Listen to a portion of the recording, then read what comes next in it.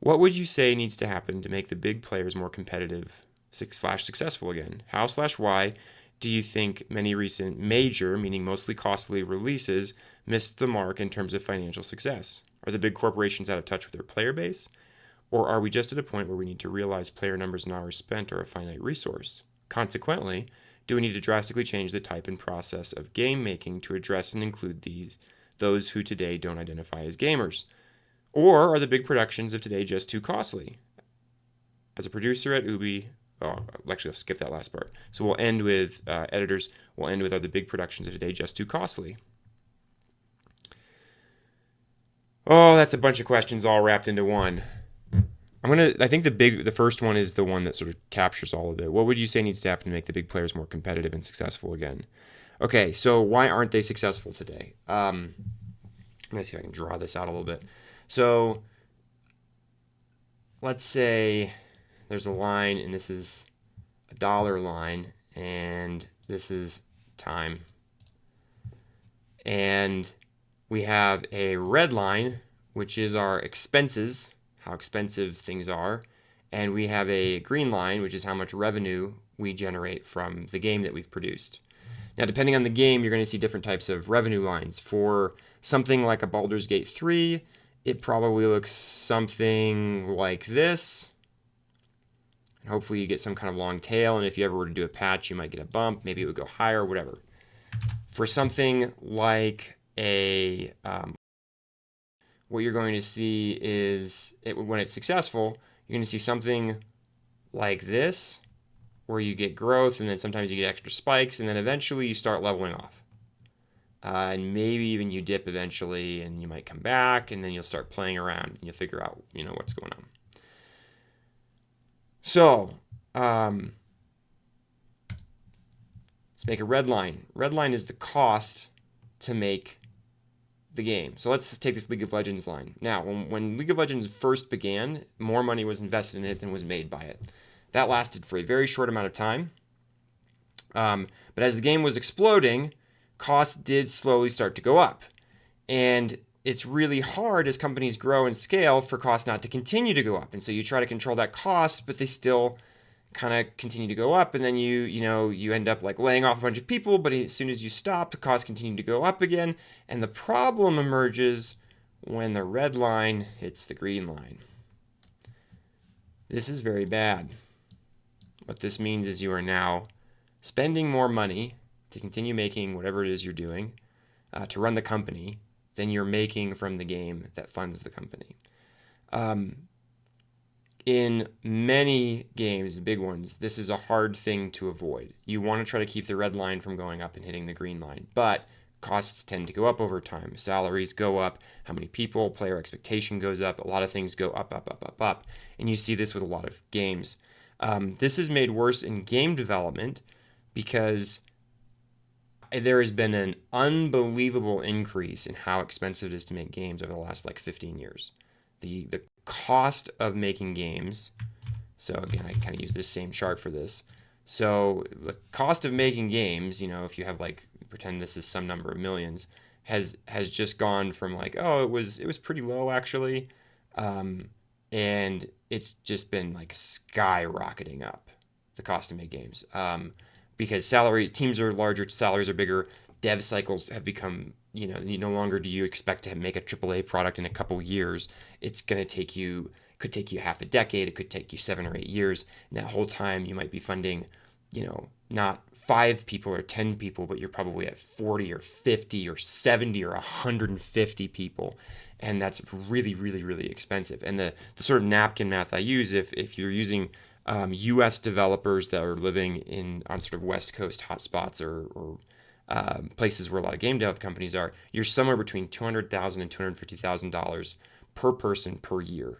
That's kind of how I look at okay, here's an approximation of what the dev cost burn rate is. This doesn't count marketing, but this is just dev cost burn rate over time. It's not that that's the average salary. It's that when you add in all of their expenses, it kind of nets out to something like that.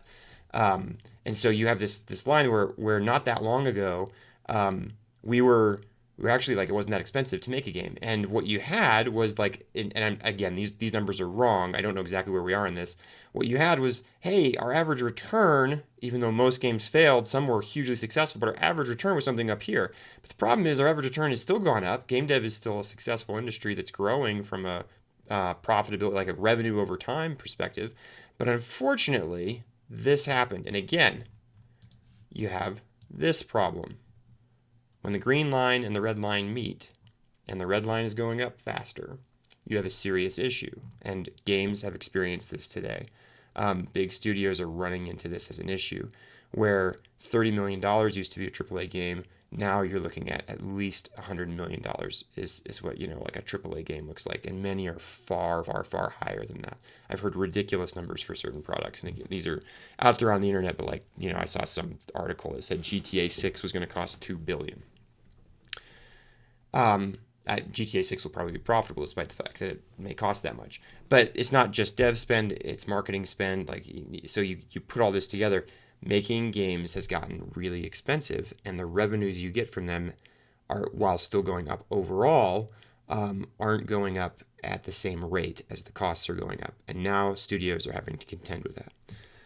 Okay, so to come back to the original question, what do I think needs to happen for big players to become more competitive and successful again? So one thing I would say is that large game dev companies have largely figured out how to build a game that works, which is actually an improvement. I think generally, like we have the tools now, and actually I wouldn't even say it's the AAA companies. In some sense, it's the engines and the tech and the foundational stuff, the all the third party things that really come together to provide all that you need to build a game. And you still have to do it, and it's still very difficult, but there are major releases now that come out that actually work pretty well at launch, and they're not bad games by any sort of historical standard. But they fail. Nobody chooses to play them. That's kind of a new thing. Not totally new. That always happened to some extent. But to have like a good or even like, oh, that's a pretty fun game, and to have it just die. The market is becoming incredibly crowded, and the big companies are the most impacted by this, because the reason their teams are so big, the reason they spend so long in development, is because the expectations that everybody has from them are insanely high.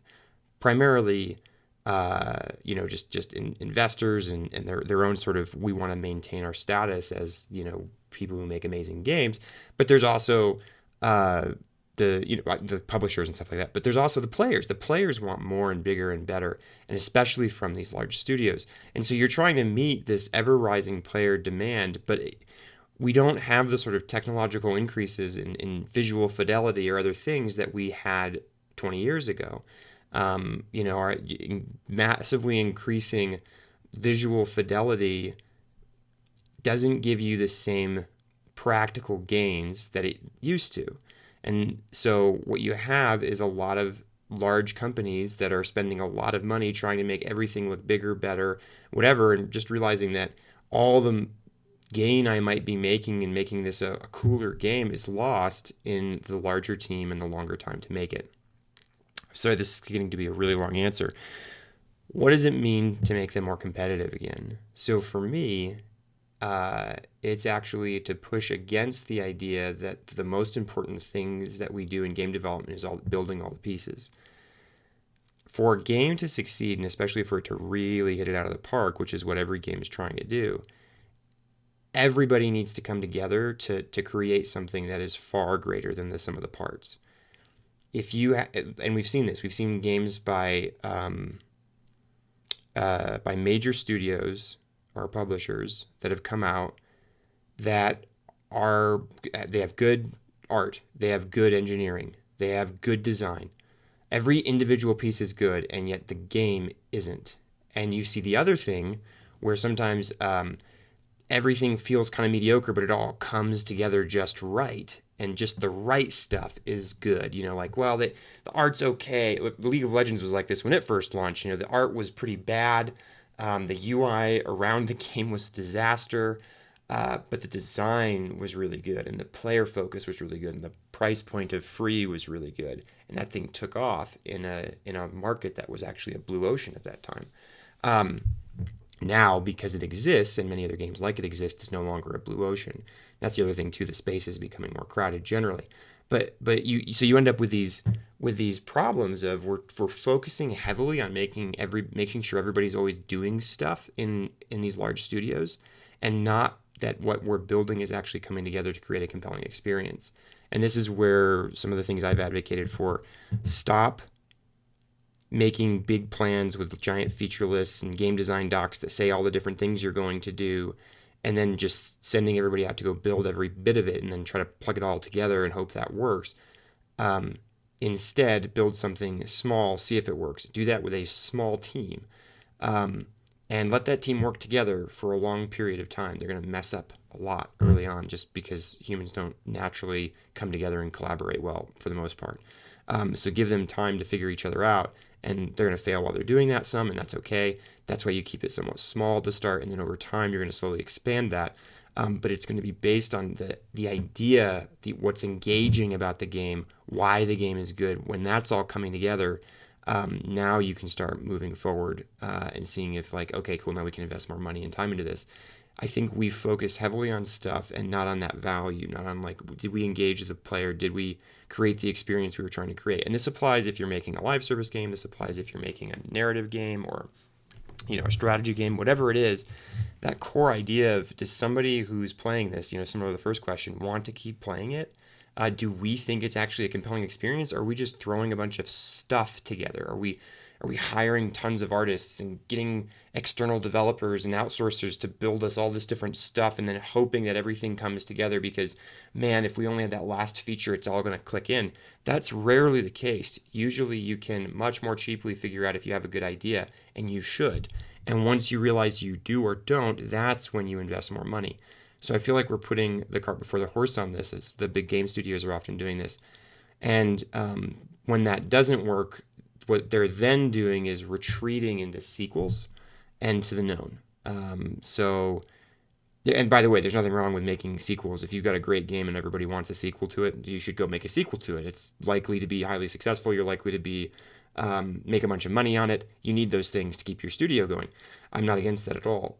It's just that when you're then going and trying to do new game dev, if you apply those same tools and those same concepts, ideas, processes, systems, bureaucracy that creates good sequels over time or sustains a live game through patches or expansions or whatever, that's not the same type of game development as trying to create something brand new.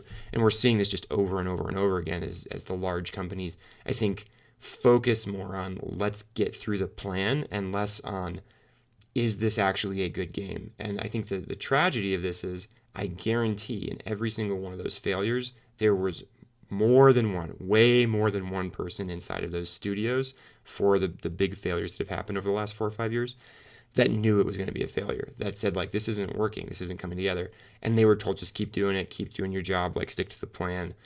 That's not how you create amazing things in the knowledge work space, which is where games live. That's not how novel and innovative breakthroughs happen, which is what we're trying to do in games. You can't just stick to the plan. You have to be paying attention to what's actually happening. So, yeah, my opinion is AAA can make these adjustments theoretically. I don't know if they can practically, because that takes an incredibly brave leader sticking their neck out and attempting to change the cultural and the established culture and the established processes that are how that company succeeds. Many of these companies have a way of working that has become over time hostile to new game development. This sort of gates and checkpoints and the way that they want everything to look and the reports that they ask for from game teams and all this different stuff have been oriented around their successful products. Those successful products are now largely sequels, and when you apply them into the novel space, they don't work as well. Are you willing to adjust? Something I've heard, this was actually something a senior producer told me over a decade ago, and I really think it's a good idea. I don't know how exactly to pull it off, but imagine if you're a giant publisher or studio that with a good reputation, you're considered AAA, but you want to be playing in those novel spaces. Instead of trying to create an R&D team that has to sit within your structure, take a bunch of people, fund a new company, and I put that in quotes, have them be separate from where you are, um, and from based on how they perform, reabsorb them once they've created something that's amazing. But let them run without the constraints and gates and systems that you're going to use to help make sure your sequels and serve it like live service support style stuff is successful. Let them run and mess up and screw up. And if it doesn't work, you can always reabsorb them into your company. They would have learned valuable things, or you can give them more money to try again. The problem with anything that's in the R&D and creation of novelty space is you can't guarantee it's going to happen. And I think that's a big issue, is that in the olden days, like when, 15 years ago, the olden days, if one game hit it off, it paid for the 5 or 6 that didn't. Now we're getting to the point where you need almost every game to hit it off because of how expensive a AAA production is.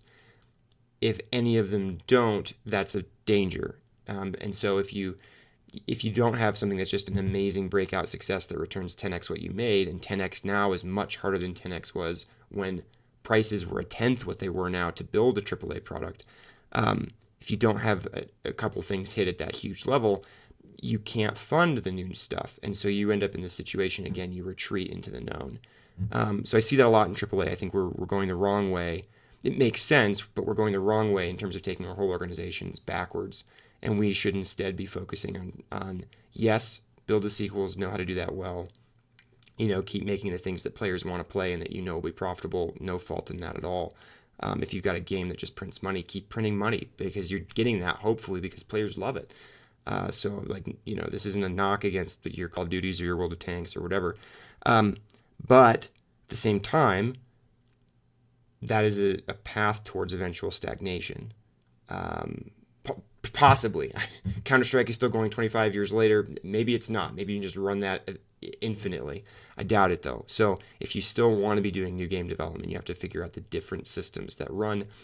And I think in both environments, you should be focusing much more on value and much less on just creation of more stuff and scale of team and, get smashing your way through production gates and timelines. I actually think you see this more, even though they tend to go towards a more known product market fit. Some of the Japanese studios I think are much better at holding the line on it's we're not shipping when the timeline is over, we're shipping when it's ready, and we accept that means we might make lower ROI, but over the long term this is going to play out better for us to actually spend the time we need to get this where it needs to be. Where I feel like in the West we're more prone to try to crunch the team, grind it out, get everything done by a particular date and hope it works. All right, let me just run through the rest of these questions real quick. Missed the mark in terms of financial success. Okay, I talked about that. I think it's because cost has gone up, revenue hasn't gone up as fast. As well, the obsession with stuff over value.